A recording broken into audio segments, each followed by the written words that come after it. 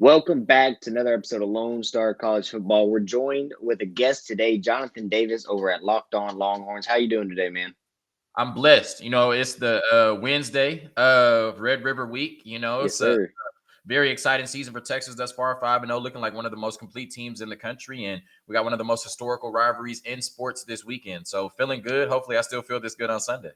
Yeah, absolutely, man. This rivalry is just a spectacular thing for college football. Seeing the stadium split down the middle, half side of home, half side away. It really is something remarkable. So Y'all make sure I'm gonna y'all. ask you really quickly though, right? I'm gonna Yes, ask you sir. really quickly because there's been some debate, right? Okay. People say, I know I hear a lot of Texas and Oklahoma fans say it's the best spectacle in college football, but then you would hear some people say Ohio State, Michigan, Army, Navy, Mm. the Iron Bowl, Auburn, Alabama. Where does it stack up to you amongst those great rivalry games? And I'm biased. I'll admit it, but yeah, I'm putting it at number one. I think the only Okay. rivalry game that could match with it is when we get the return of the Lone Star Showdown in 2024. Okay. So I Texas has think. the two top I rivalry games mean, in the sport. Okay. don't get me Okay. wrong. I'll watch Michigan Ohio State every year. Yeah. There's not a year I'm gonna miss that. But Red River truly is something special. Y'all make sure y'all check out Locked On Longhorns, man. All the Locked On, really, they put out great content week after week. I go, whoever we're playing, if they've got a Locked On channel, I'm checking it out for all the intel on that team. It really is awesome for YouTube to have the series. And do they cover most teams, right? Yeah, Or just most most college major? football teams. Well, I mean, there's 134 of them, so maybe I shouldn't say most, but pretty much the major ones. Power Five for sure. I think we're Okay. pretty well covered. Yeah. Yeah, it really is awesome. And before we jump into the season, I do want to make another announcement. We are doing a giveaway. I have a signed Earl Campbell jersey. It comes with a certificate of authenticity. It has some stitching of his stats from the 1977 Heisman year.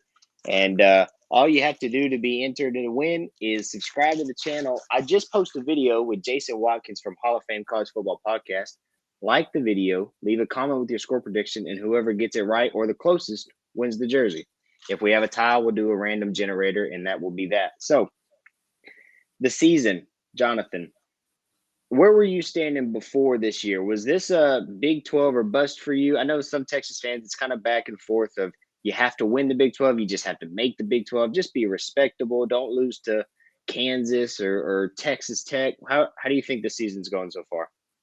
I've had to pivot, right? I've had to pivot through 5 weeks. I think going into the season, this was a Big 12 championship or bust type year for me, right? When I looked at Okay. the landscape, I said, there's no Lincoln Riley, Oklahoma team that's daunting, right? There's no, TCU from last year who was beatable, but Yeah. Texas kind of wet the bed a little bit against them. But there's no premier contender to Texas this year in the Big 12. I said with the talent level, year 3 under Steve Sarkisian, we remember that pivot episode that he did on YouTube where he said, this looks like my team. It feels like my Yeah. team. They're talking, they're practicing like my team. They got speed like my team. I said, there should be no reason why you don't go out there and win the Big 12 conference this year. But that was the main goal. I wasn't thinking college football playoff. I wasn't Right. thinking national championship. I thought we would lose to Alabama. So I was just focused on the Big 12. And I said, when we get to the SEC, we'll up the ante a little bit. After 5 weeks, I've had to pivot my expectations. When you go out there on the road to Tuscaloosa and win that game in the fashion that you did, when you go out there, your first two Big 12 games, you win them 38-6 and 40-14. This looks like one of the most complete teams in the country and certainly looks like a team that can not only make it to the college football playoff, but might make some noise when they get there. So coming into the season, I was Big 12 championship or bust. Now I'm holding on each week, right? Yeah. Praying in front of the TV, hoping they don't lose because this certainly is a team that can make it to the playoffs and might win a few games when they get there. Yeah, I agree. I feel like on our way ups though, there's also been a down. All right, because you beat Bama and we look great. I mean, just dominant. The trenches, we dominated. We held the ball at the last 7 minutes and 30 something seconds, and Mm-hmm. only gained 34 yards. It was just we're gonna run it, and y'all aren't gonna stop us. We're gonna move the chains, and then we come out a little flat against Wyoming, take it into the fourth quarter. So the expectations have been on a roller coaster, but definitely on the up and up right now. Not only a 38-6 and a 40-14 win, you got to look at both of those games and say we still shot ourselves in the foot in each of those. We had two muff punts against Baylor. We could have beat them 50 something to 3. We had the interception before half by Quinn trying to get the ball down the field for a field goal, two missed field goals against Kansas. Really, we should have beat both of those teams by quite a bit more, just showing that we can dominate and it's exciting. That battered fan syndrome that us Longhorn fans have to deal with is tough, and it's fun to win. That's for sure. Yeah, I certainly agree with you. It's great to be at a point now where we can critique Texas for winning, right? And say that Yeah. they left a little bit of meat on the bone. And I had a feeling they would come out a little flat against Wyoming. I was at the game last year. I was at both games actually, the Alabama game and the UTSA game immediately following it in DKR. Mm-hmm. And if you remember, we were down 17-7 to UTSA after losing to Bama. They always say don't let Bama beat you twice, or don't let that Bama game affect you twice. It did last year, and it did against this year. They came out a little flat against Wyoming. Obviously, Quinn Ewers, had a less than stellar performance, but I love the way they responded against two Power 5 opponents in Baylor and Kansas. The 2 weeks following coming out with real, complete team efforts, especially Quinn Ewers bouncing back from that dud against Wyoming with two back-to-back elite performances on tape. For sure. Offensively, I want to ask you, what do you think is the most surprising? And I think I might know your answer. Would you say it's the development from Quinn or the running game? Which one did you expect more coming into the season?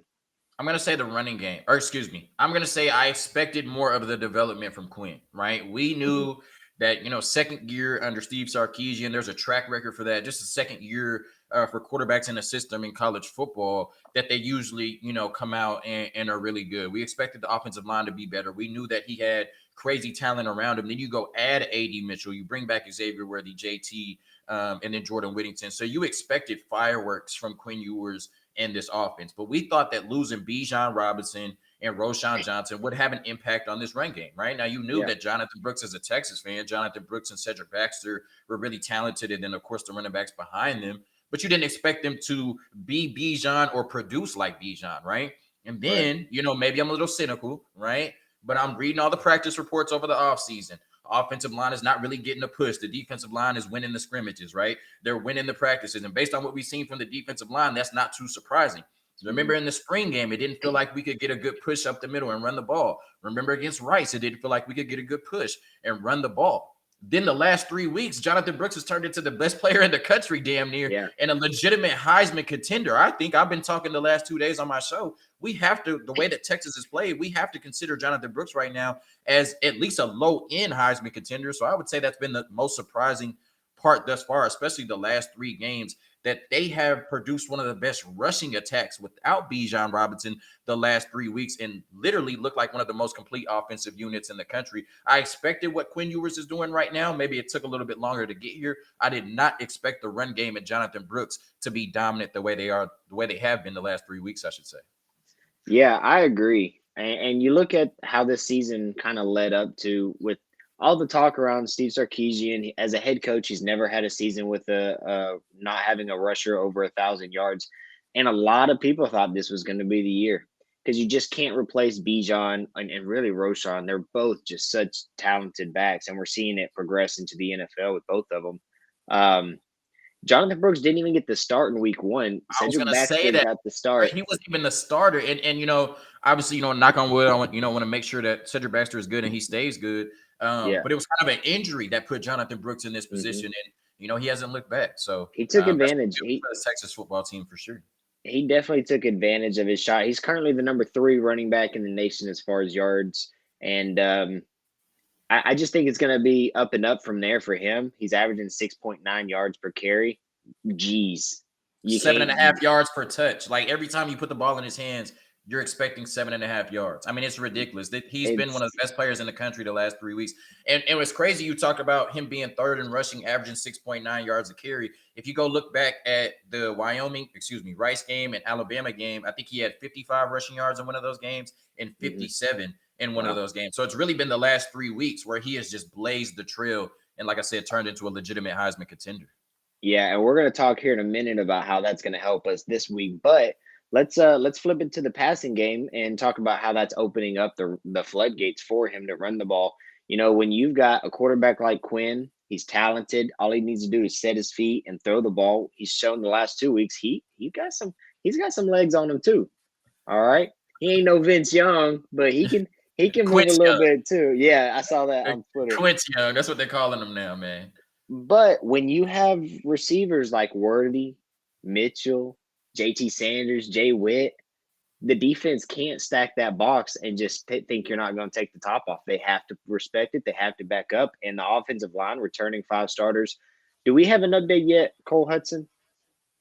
I'm not sure. I'm not exactly sure on that one. I know Sark said we're day to day on Sanders and Ryan Watts on the defense still. Yeah, I wouldn't Ready for them. expect Cole Hudson to be playing this week. Okay, I would think give him another bye week, and yeah, I think DJ Campbell's going to be there at right guard. and he's stepped up. He's played well. I Yeah. think he has gotten better in each game. So the offensive line is just pushing. Man, how are you seeing this receiver room shaking out? Mitchell's leading the way in touchdowns. Worthy's leading the way in receptions. Sanders is looking like the second best tight end in the country. Sark is doing his thing. What do you think about it? Yeah, so I think when you came into the season, you knew that the passing game had the ability to be special. And I've said that, Texas fans since Sark got here have been waiting on that 2020 Alabama offense, right? People have said Xavier Worthy could be Devontae Smith. Quinn Ewers could be his own version of Mac Jones, right? So, when could he put forth that type of offense that just simply was unstoppable? I mean, they ran through everybody in 2020, and we felt like we had the pieces in all of the respective, skill talent rooms, right? In the receiver room, the tight end room, the running back room, we had those pieces. We felt like bringing back the offensive linemen that we had the foundation to have a really good run game. But I think the passing game, excuse me, but coming into the season, I think there were 2 question marks. One, I think, was a little unwarranted. One was warranted. One question mark was about Quinn Ewers. That was warranted. Last year, he completed 58% of his passes. And outside of some performances against Washington, Oklahoma, and Alabama, for the most part, he didn't look like that player he looked like at South Lake Carroll. He didn't look like one of the highest rated recruits of all time. So coming into the season, you may have questioned, would we see that jump from Quinn Ewers? Thus far, it looks like we have. And then there were question marks about Steve Sarkisian, right? His ability to manage a game, sometimes his play calling getting unimaginative, right? Could he lead a dominant offense at the University of Texas? And I think he's answered those questions as well. So we knew that the skill talent would show up, but we had to see how Quinn Ewers would be able to get the ball to that skill talent and how Steve Sarkisian would put it all together through 5 weeks. It hasn't been perfect, but I think it's been ideal, and it's the biggest reason why Texas is 5-0. Yeah, absolutely. And as great as the offense can be, the amount of talent we have, I think we'd be missing a huge part of this if we didn't talk about the defensive side of the ball. Right. Because they're lights out right now. We've Right. played, obviously, Bama this year isn't the same Bama offense they've had in the past. Kansas without Daniels isn't quite as good. Now, I will say Jason Bean is a 6-year player. He's got plenty of experience. I've been seeing him get a lot of crap. Mind you, if he had won that game, he'd be getting all the praise in the world. But Jason Bean has put up really good numbers in some of the games that he's played in, so I don't want to discredit him. The defense is playing amazing. Jalen Ford, what's the stat now? 8 in the last 11 games that he's played in. He has a turnover in. The ball man, Um, yeah, he's special. All Jahdae American. Barron is playing well. Tavondre Sweat might be the best interior defensive lineman in the country right now. Thompson's getting turnovers. What's the secret formula to this defense that's making it more cohesive? Because I kind of expected a little bit more of a drop off losing a leader like DeMarvion Overshone and I'm blanking on the defensive lineman that we lost. Keandre Coburn and was it Ojabo. Ojabo? Yeah, Yeah, yeah, yeah. Ojabo.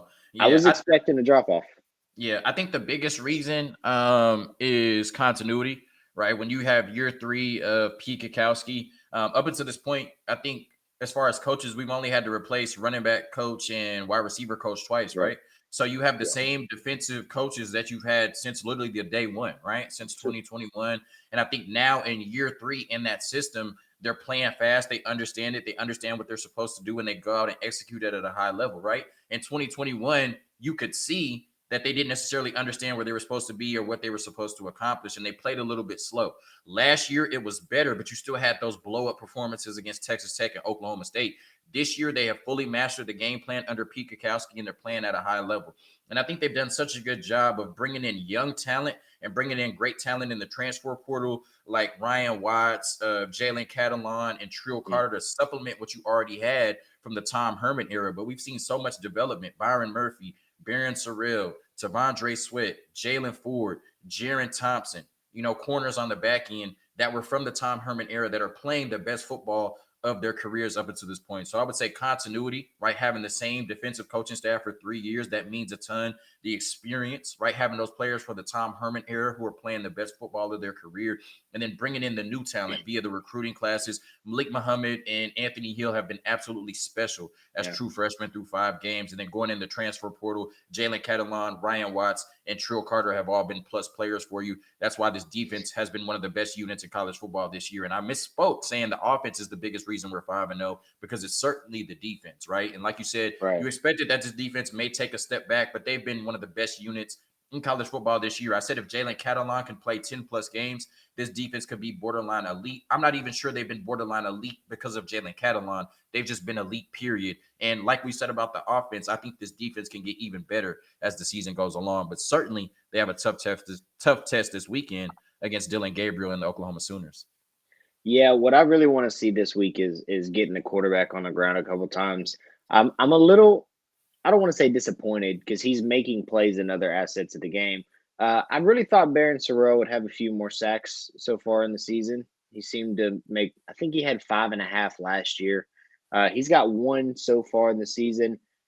Anthony Hill had 2 against Bama. We haven't seen any more out of him. Right now, it's Byron Murphy and Ethan Burke and Anthony Hill leading the team in sacks, and that's a great place to be. Kind of want to see them get the quarterback on the ground a few more times this week.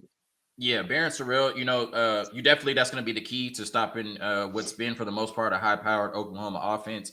I think when we look at defensive alignment, a lot of times, especially at the edge position, we look at sacks, right? And I don't have the advanced numbers in front of me, but I think based on the performances we put together, that Barron Sorrell's been better than those numbers would show, right? Are we looking at pass rush win rate? How much is he winning and not getting to the quarterback? How much is he putting pressure on the quarterback and not getting a sack, right? So as a Cowboys fan, I watch Michael Parsons every week, and he's dominant whether he gets the sack or not, right? So I think, I'm not looking at the advanced numbers, but I think Barron Sorrell has been a little bit better than the box score would tell us through 5 weeks. Absolutely. He is causing disruption in other ways, and it's kind of a hidden stat that you don't always get the praise for, but I guarantee you the defensive backs, they appreciate it.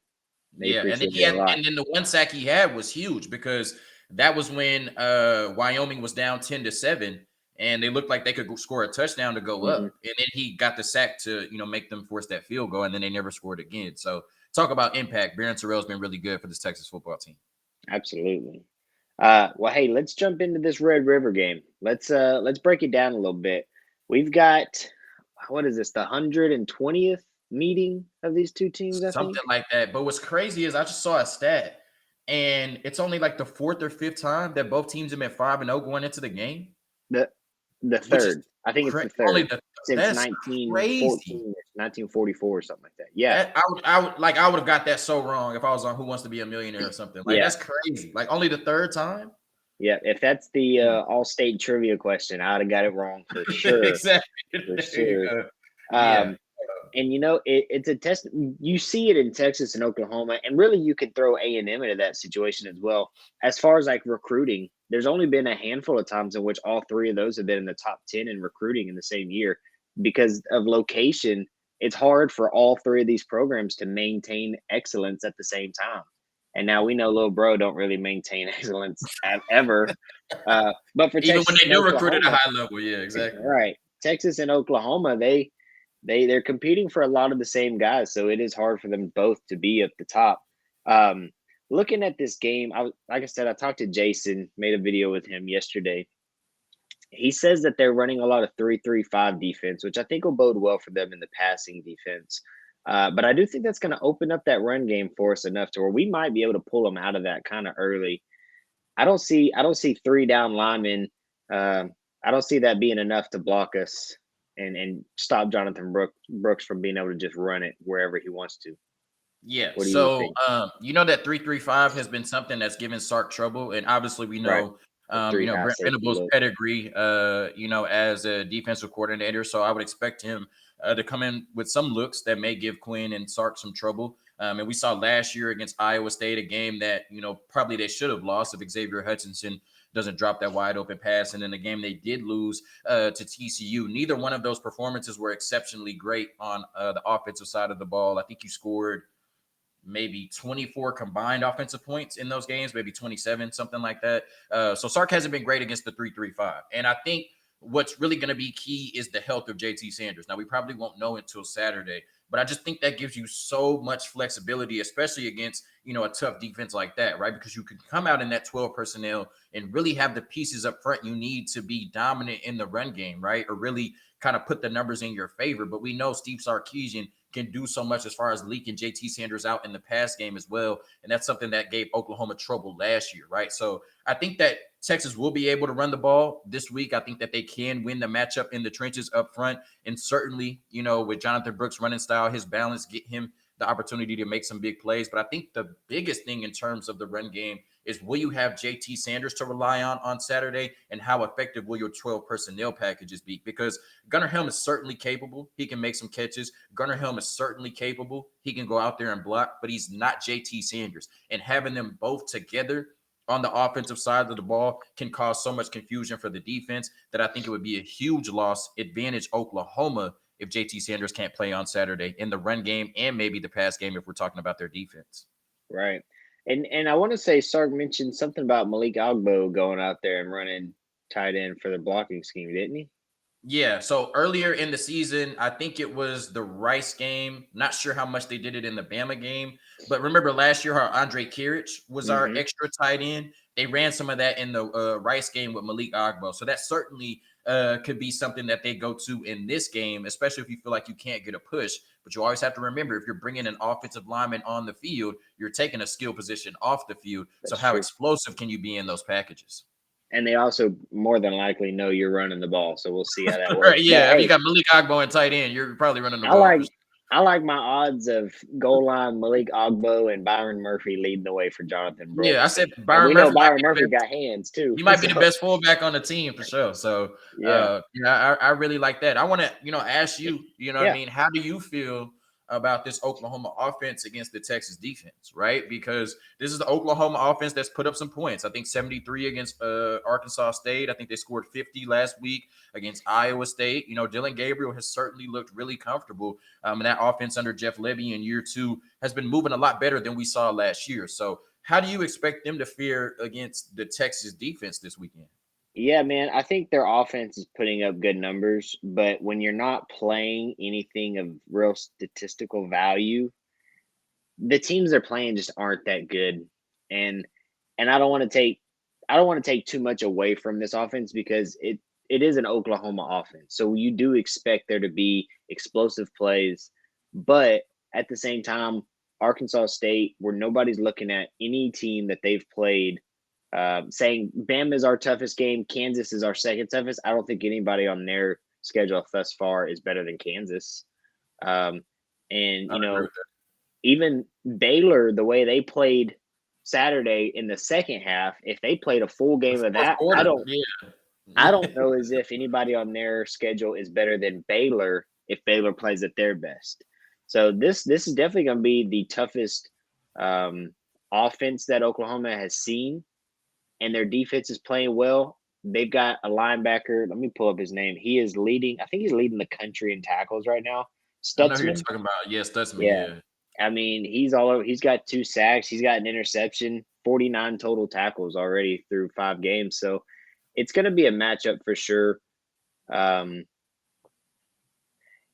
yeah, I don't know, man. I think our offense is going to be able to eat. I think our defense is going to be able to eat because they're not running the ball well at all. Yeah. Their leading rusher has 199 yards. Now their backup has 193, but they're not running the ball. And against some of these teams they've played, you would say, hey, if your offensive Expecting them. line can Yeah. bully, you would kind of expect them to bully a little bit. And I just don't think we've seen that as much. Right. So I guess what I want to ask you now is, before we get out of here, right? I would Right. ask you what I usually do on my show, who wins, who covers, but I already know how you're feeling right based on your, so I know you think that Texas is going to win and probably cover. I'll go ahead and ask you that. Do you think Texas covers at this I point on do. Wednesday? My current score prediction is Texas 38, Oklahoma 27. All So I right. do I believe they At this cover. point, it may change, but I do think Texas wins and Texas covers. But for that to happen, what are the biggest matchups in this game that need to go Texas's way? It could be individual player or unit matchups. And then I'll give you mine. Um, Well, because of my score having 38, I do believe we have to kick at least one field goal. So we're gonna need Bert Auburn to hit the if we call his name more than once, we need him to go out there and be consistent. This isn't the game to mess that up. Um, I would say the biggest key matchup, just based on this season and how we've won the last 3 weeks, I do think it's going to be our offensive line versus their defensive line in the run game. I think if we can dominate the trenches in the run game, I think we get out with a pretty good win. Right. Okay. So I'm gonna say our matchup is gonna be our offensive line and Jonathan Brooks and our running back Cedric Baxter. Hopefully, this is his first big game, Yeah. right? Against their front seven. I think that that's really gonna, have a big part in determining who wins this game. Because if we can dominate their front seven, then there's no way they can cover all of our receivers on the outside, whether JT Sanders plays or not, right? I still think we have too much talent against them. And then in terms of the defense, right, so much has been made about how we may be susceptible to the big play, right? And I'm not sure if Dylan Gabriel, can get it there or whatever. I'm not sure if their receivers can get past us, but so much has been made about the big play, right? We gave up, the deep pass in the Alabama game, the long run in the what was that though? The Wyoming game after, just some big plays, right? And people feel like our safeties may be a little susceptible. So I'm gonna say, if we do get aggressive, if we blitz and we have our corners or our safeties on an island, can they hold up in one-on-one coverage against Dylan Gabriel in this passing offense, especially with that tempo, right? And I want to see too, because, and this is just a point I'm going to bring up now. We've done such a good job of rotating our players, right? It feels like every week, especially on the defensive end, we bring in 20 different players that don't just play snaps, they make an impact, right? They show up in the box score in the stat sheet. And when you go to that second unit, they still show up and show out. When you go to the true freshman, they still show up and show out. Does that change this week with that Oklahoma tempo, right? Does that Oklahoma tempo affect the depth a little bit, right? If they're playing more snaps and they're on the field a little bit more, are they still as productive? Are they still as fresh? So that's something I want to see. Can our depth kind of cancel out that Oklahoma tempo, or will that tempo cancel out our depth? I think that's going to be a huge thing this weekend. Something has to give. Right. Something has to give. There you go. They say throw out the spread, throw out the records, throw out what happened the previous weeks. One of the best rivalries in sports, one of the most historical rivalries in sports. Cannot wait till Saturday. And I'm so grateful it's at 11 a.m. because the anxiety of waiting all day for the Bama game killed me, right? At least we can wake up, drink a few beers, and we'll be ready to watch the game on Saturday. There you go. Sounds like a plan. Well, hey, man, it's 10:25. OU still sucks. I appreciate you coming on the show. No problem. Let the people know where they can find you on all the socials. All the socials. You can find me at Jonzo Ball, like Lonzo Ball. That's the personal Twitter. You can find me at Locked On Horns. That's my Longhorn Twitter. And of course, you can find me at Locked On Longhorns on YouTube and audio, wherever you get your podcasts. This video may end up on my feed as well. I know that you have an up-and-coming Texas YouTube channel. I want to support that as much as I can. So please let my Locked On Longhorns listeners, let them know where they can find your work as well. Yeah, man, we're on YouTube, Lone Star _ I don't know if there's an underscore on YouTube. Lone Star CFB. On Twitter, Lone Star _ CFB, and TikTok. We're popping off over there, so y'all check us out on TikTok as well. So with that being said, make sure you check out the last video that I posted with Jason to have your chance to be entered into the Earl Campbell giveaway. I'll make sure I get that Earl Campbell, man. My Locked On Longhorns listeners need that Earl Campbell, man. Yes, Texas sir. needs to get 6-0 on Saturday, Hook. All right. Well, hey, appreciate y'all rocking with us. Until next time, welcome. Peace.